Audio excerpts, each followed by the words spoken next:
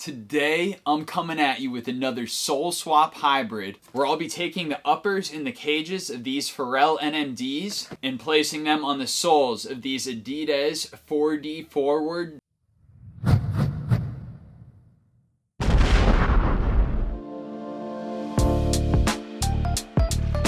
Before I tear these things down, let's have a closer look so you know what they're like in dead stock condition. These Pharrell Human Race NMDs collaboration with Ice Cream is one of the better ones that I've seen. Lucky for me, I was able to get this pair for a huge steal, and I can't wait to use the uppers and the cages in this sole swap.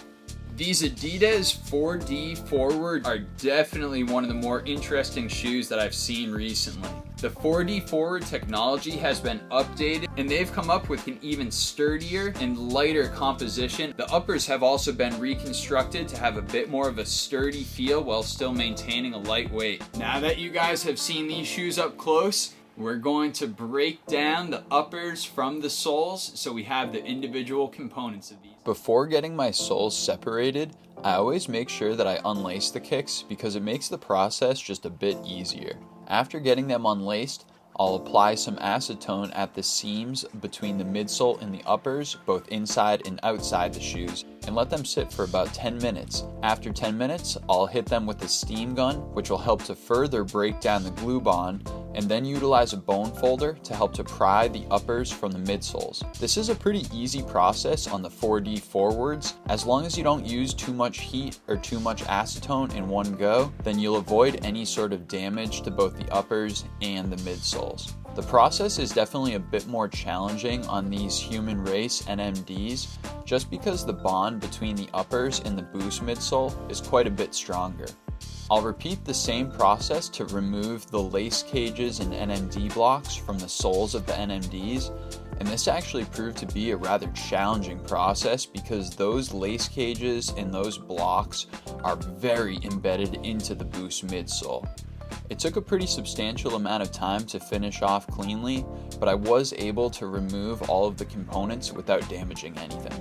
So far, this has been an absolutely crazy project. It's been a blast to break down these two pairs of sneakers to see all of the different components. Taking a quick look at the NMD pieces, you can tell that these plastic cages on the side were actually two different components, one for the medial side and one for the lateral side. We still have the Boost midsole and we got the uppers, which are the part that I will be utilizing for this project. Taking a look at the 4D Forward 2, this was actually a relatively simple separation for me. Each shoe took a total of about 3 or 4 minutes for a total of less than 10 minutes spent on the separation process of this pair. Next up, I need to prep all of my surfaces that I'll be gluing together. Preparation for both the uppers and the lace cages was pretty simple, but it took a really long time. Utilizing my heat gun, I applied heat to the old factory glue, tried to loosen up the bond. After that, I took some acetone and cotton balls to rub off the excess glue and Boost from the uppers and the lace cages. I definitely could have cut down on the amount of time this took if I had access to a good place to use my Dremel, but unfortunately I did not, so the acetone and cotton balls would have to do for this part of the project. The prep work on this pair has taken me a crazy amount of time, but I finally got my dye in, so tonight I'm going to be dyeing the soles. Dyeing the soles is one of my favorite things to do in a project like this, and it all starts with bringing water to a boil. After that, I add some RIT dye, turn off the stovetop, and let the water cool down slightly so it won't cause any sort of damage to my soles when I add them in. After allowing half of the soles to sit in the water for a period of time, I flip them over and allow the other half to sit, trying to match the color as evenly as possible. I like to do any sort of dyeing prior to my prep work on the soles because it makes it easier to see where the old factory glue is,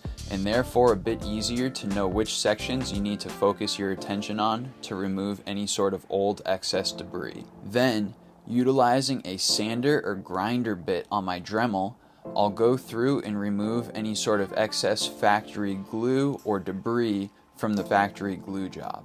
Then I utilize a steam gun to help to remove any sort of debris from the lattice work of the 4D midsole.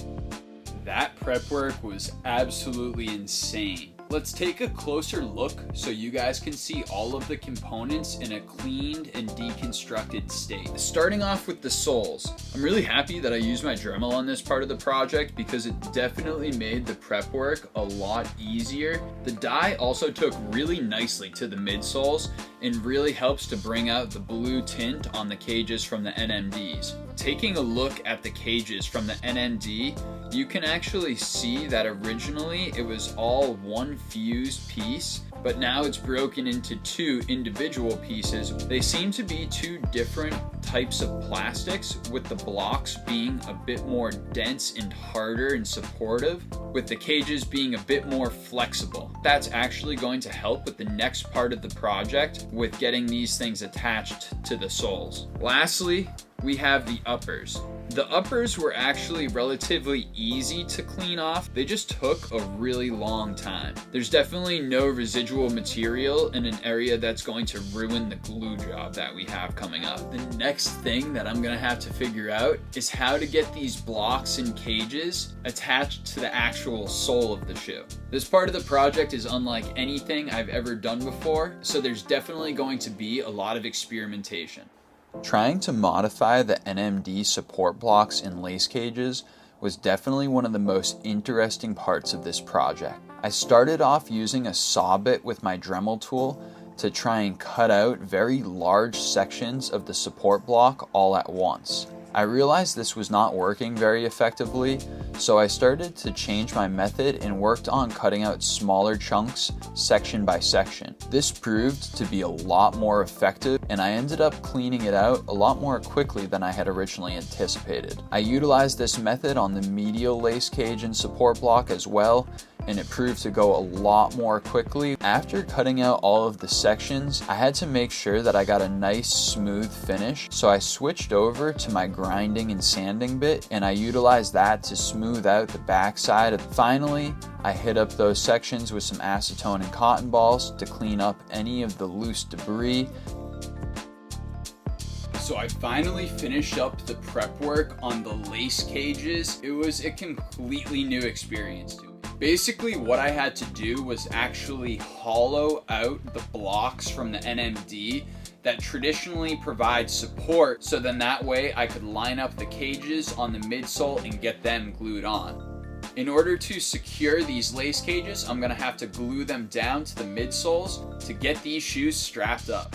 When it came to attaching the lace cages to the midsoles, alignment was of the utmost importance. Because of this, I made sure that I marked off all of the sections where the lace cages would land using a heat erasable pen. Following the lines from the heat erasable pen, I applied a light coat of barge super stick cement, let it cure for 15 minutes, and then I applied a second light layer. After letting the glue cure for about 2 hours, I went in with my heat gun to reactivate the glue section by section, getting a nice strong bond by applying firm pressure to all of the different sections that I was gluing together. I like to do it section by section because it allows me to adjust on the fly if I need to make any sort of alignment adjustments, and it makes sure that I'm focusing on just a small section at a time. This turned out to work exceptionally well, and I got a great bond. We're getting down to the final stages of this project. Now that the lace cages and the NMD blocks have been attached to the 4D midsole, we got to get the uppers attached to complete these shoes. Let's take a look at the lace cage attached to the midsole. Now, I got to be honest with you,